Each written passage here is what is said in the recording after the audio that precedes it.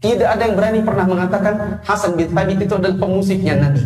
Tidak ada ulama sama sekali di muka bumi ini yang pernah mendahului beliau untuk berkata bahwa syair itu, surat syair, surat Asy-Syu'ara adalah surat musik. Dan para ulama kita mengatakan, la tatakallam fi masalatin laisa laka fiha imam. Jangan coba-coba untuk menyebutkan masalah agama yang kamu itu duluan, padahal ulama belum pernah ada yang ngomong sebelum kamu.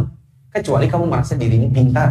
Maka jangan sekali-kali membuat fatwa-fatwa yang para ulama dari dahulu takut untuk mengucapkannya. Bapak-bapak pernah dengar bagaimana Abu Bakar ditanya tentang sebagian masalah agama, lalu dikatakan oleh Abu Bakar, saya nggak tahu. Lalu ada yang bilang, kamu ini sahabat Nabi, kok sahabat Nabi serba nggak tahu? Maka apa kata Abu Bakar? Ayu sama'in tudhilluni wa ayu ardin tuqilluni an aqula 'ala Allahi ma la a'lam. Langit mana yang mau menaungiku, bumi mana yang mau kupijak, kalau aku berbicara tentang agama Allah, sesuatu yang aku tidak tahu. Kita ini dalam masalah agama, kalau tidak tahu itu tidak boleh bikin sendiri. Tidak ada ulama satupun yang mengatakan surat Asy-Syu'ara itu sama dengan pemusik. Tidak ada yang berani pernah mengatakan Hasan bin Thabit itu adalah pemusiknya Nabi. Bagaimana bisa Nabi SAW menghadirkan satu orang dalam masjid sebagai pemusik, sementara suatu hari Nabi lewat, ada orang bermain musik, Nabi tutup kuping. Bertentangan hadisnya, Nabi tutup kuping karena dengar, kok Nabi juga bikin bawa pemusik masuk dalam masjid? Mungkinkah? Yang ketiga, Bapak tahu keyboard? Tahu dong. Piano, gitar, itu apa namanya? Kalau ada yang bilang itu alat syair, maka dia harus balik SD lagi. Itu di SD pelajaran kesenian dinamakan, digolongkan alat-alat musik. Apa Anda harus balik SD lagi untuk bisa membedakan mana syair mana musik? Syair di zaman dahulu itu alatnya adalah kertas dan pena, di mana orang mencoba untuk merangkai kata yang di belakangnya ada rima. Misalnya dibikin rimanya belakangnya an. Anta nurullahi fajran jibta ba'dal usri yusra, dan seterusnya. Kemudian di belakangnya an jadinya syair. Itu namanya syair. Ketika dimunculkan dengan nada, mengangkat suara, anta nurullahi fajran jibta ba'dal usri yusran, rabbuna a'laka qadaran ya imam al-anbiya'i. Diangkat suara, dibuat nada, itu namanya nasyid. Manakala hadir di situ piano, gitar dan lain-lain, jadinya musik. Ini yang kita pahami dari para ulama dari zaman dahulu. Belum pernah ada yang berkata seperti perkataan beliau sebelumnya. Kalau kemudian ada yang berkata, alah masa kecil aja loh, gitu aja dipermasalahkan. Bagi Anda kecil, bagi kami besar. Kenapa bagi kami besar? Karena ada banyak kemaksiatan yang ada di kalangan kaum muslimin, itu sangat enak dikerjakan kalau ada musik. Orang di mana minum khamr lebih enak kalau ada musik. Lady Companion atau LC itu kerjanya semi agak-agak kadang-kadang melacur. Itu kalau enaknya di karaoke, di diskotik, tempat dengerin apa? Musik. Orang bikin lagu, aku sedang ingin bercinta hanya karena sama kamu. Apa yang diajak? Zina. Enaknya ngajak pakai apa? Musik. Orang bikin ayo mari pacaran sayangku, hau. Tahun berapa itu? Lebih enak diajak orang berzina, asalkan lebih enak kalau ada musik. Mama jangan mama sama beta. Dia kan cuma cium beta. Apa yang dilakukan? Jalan menuju perzinahan. Akan semakin enak kalau ada genjrengan gitarnya. Berapa banyak kemungkaran di kalangan kaum muslimin itu dilakukan yang lebih enak kalau ada musiknya. Mana ada murattal dijadikan di Ibnul Tista. Pas baca murattal, gak ada. Kemudian jamaah yang dirahmati Allah, bagi kami besar. Karena penyebab gempa bumi, tadi malam ada yang kena gempa bumi, tadi malam ada yang goyang rumahnya. Di sini, saya udah keluar dari hotel sama istri saya setengah 12 malam, turun ke bawah, goyang. Di antara penyebab gempa bumi apa? Alat musik. Kata Nabi SAW, saya tufikum mati, khosfun wasfun wa qalfun.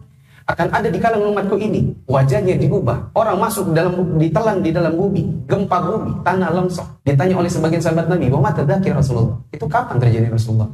Maka Nabi SAW mengatakan, idza syuribatul khamr, bila orang ramai minum khamr, dan ma'azif, orang banyak memainkan alat musik.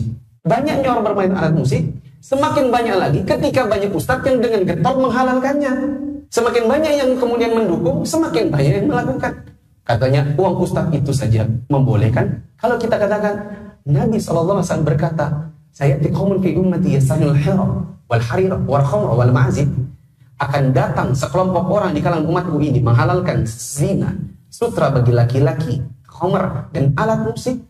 Nabi bilang ada yang menghalalkan padahal itu haram, lalu Anda menghalalkannya, maka Anda ada buktinya bahwa Nabi benar.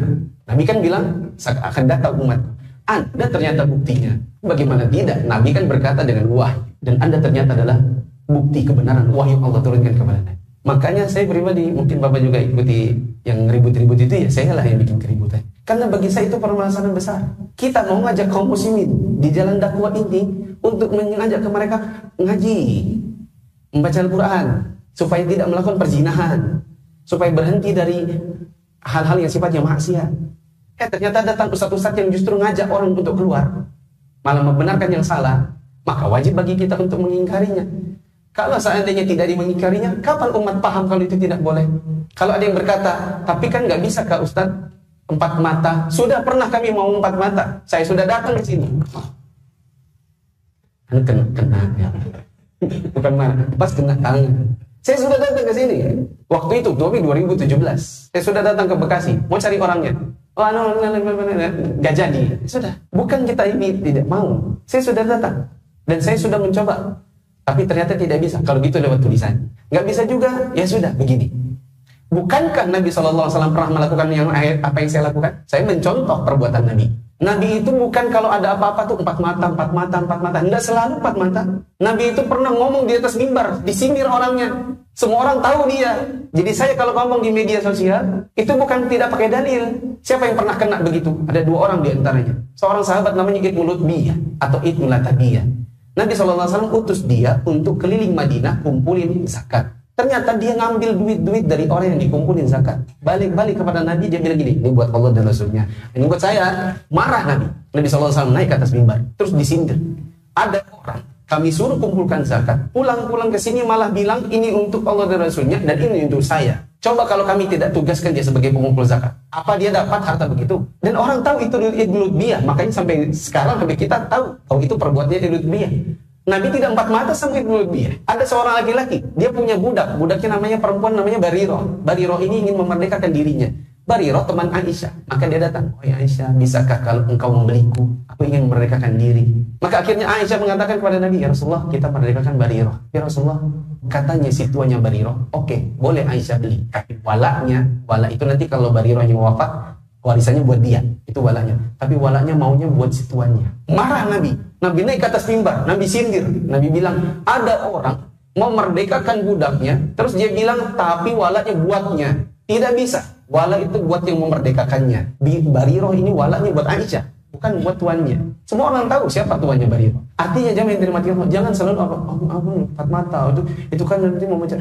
Tidak selalu. Kita kalau seandainya sudah mempublikasikan seperti ini saya sudah dipublikasikan lewat ini. Nanti kalau misalnya ada yang mengkritik, Ustaz Mufli salah nomor 7, salah nomor 8, antum keliru. Ada yang membantah, saya harus siap. Kalau saya tidak siap, harusnya nggak usah ngajar.